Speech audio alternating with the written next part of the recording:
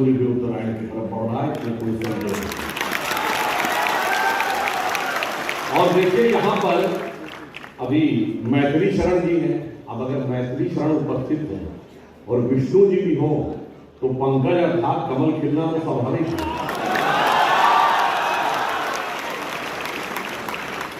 और मुझे इसलिए भी ध्यान आता है यहाँ पे कि मुझे याद आ जाता है, जैसे फिल्मों में डायलॉग होता है ना, 20 बरस पहले की बात है, मगर मुझे आ जाता था 30 बरस पहले की बात है जब मैं भी छात्र हुआ करता था और श्री राम जन्मभूमि आंदोलन उस समय स्टार्ट था।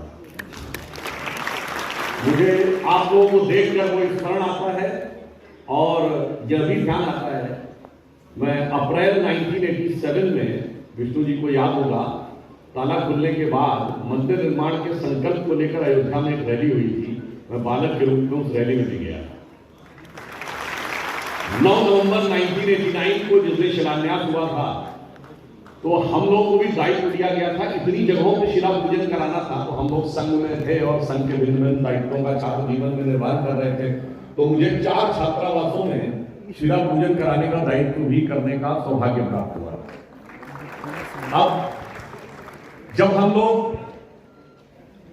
उस रैली में गए थे तो वो बड़ा प्रसिद्ध गीत, अगर आपको ध्यान हो तो उसकी पंक्ति क्या थी, जहां से ये भगवान राम और भारतीय समाज की संवेदना, समन्वय और क्या संबंध है, ये उजागर होता है कि जन जन के मन में राम रमे और प्राण प्राण में सीता है।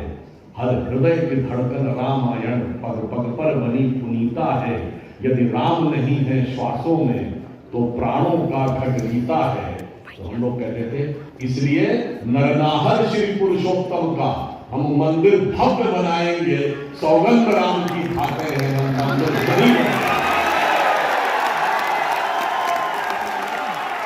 परंतु ये चीज इतनी आसान नहीं है। आज कुछ वैसा बताऊं जैसे हम लोग अपने बुजुर्गों से स्वतंत्रता आंदोलन के विषय में सुनते थे, वैसे युवा पीढ़ी को समझना चाहिए इतना आसान नहीं था। उस समय का शासन प्रशासन बड़ी क्रूरता दृढ़ता के साथ इसे रोकने के लिए था। तो हम लोग भी जब अयोध्या गए तो जानते क्या गीत गाया जाता था, कि तन प्रभु राम का, मन प्रभु राम का, तो हर क्षण बोलिए जय श्री राम। आस प्रभु राम की, श्वास प्रभु राम की, तो हर क्षण बोलिए जय श्री राम। लोक परलोक यही यही मोक्ष धाम है, तो हर क्षण बोलिए जय श्री राम। और फिर आगे हम लोग कहते थे कि शासन चलाए चाहे सीने पर गोलियां, परवाह नहीं कीजिए शरीर और प्राण की। आए आपदाएं विपदाएं भले कितनी, बनाएंगे हम मंदिर सौगंध श्री राम। और हमें इस बात का बहुत हर्ष है। उस समय मैं ईमानदारी से बता रहा हूं, छात्र के रूप में हम लोग वहां गए थे, शिला पूजन किया था, पर विश्वास नहीं था कि हमारे जीवन काल में ये दिन आएगा। परंतु जो इच्छा करी हो मनमाही, राम कृपा कुछ दुर्लभ नहीं, वो साकार हुआ। अभी विष्णु जी बोल रहे थे, मैं ये भी कह सकता हूं, जो श्री राम जन्मभूमि का आंदोलन था वो भारत के जागरण का प्रतीक था, और जागरण का भी विकास भारत के उसी जागरण के साथ सिंक्रोनस होकर हुआ।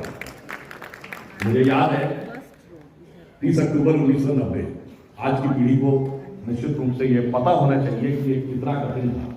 29 और 30 अक्टूबर 1990 लखनऊ आने वाली सारी फ्लाइट्स कैंसिल, सारी ट्रेन कैंसिल, सारी buses cancel, no private vehicle can come इन।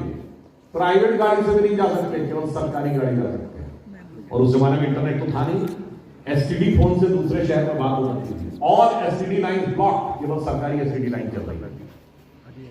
और अयोध्या से फैजाबाद, मतलब लखनऊ से फैजाबाद के बीच में अयोध्या जाने के रास्ते में हर जगह में बैरिकेडिंग लगी हुई थी। और जो कहा था कि परिंदा पर नहीं मार पाएगा, तो ऐसे नहीं कहा था। इस सारी बैरिकेडिंग के बाद उस विवादित ढांचे के चारों तरफ कांटे की बाड़ लगाई गई थी, जो कम से कम 12 फुट थी। इसके बाद 7 लेयर्स ऑफ बैरिकेडिंग थी, जिसमें 4 मेटेलिक वो लगे थे और 3 बल्लियों वाले, और सारी बैरिकेडिंग्स के बीच में पुलिस वाले खड़े थे। तो ऐसा नहीं है कि जिसने कहा था, अगर उस समय की सरकार ने कि परिंदा पर नहीं मार पाएगा, तो हवा में कहा था। मगर वक्त का बदलाव देखिए, जो ये कहते थे परिंदा पर नहीं मार पाएगा, आज 22 जनवरी को 100 से अधिक हवाई जहाज उस अयोध्या के महर्षि वाल्मीकि अंतर्राष्ट्रीय हवाई अड्डे पर उतरेंगे। बल्कि अब तो जो कहते थे परिंदा नहीं पर मार पाएगा, वो अब कहते थे हमारा इन्विटेशन कब आएगा। ये वक्त का बदलाव है।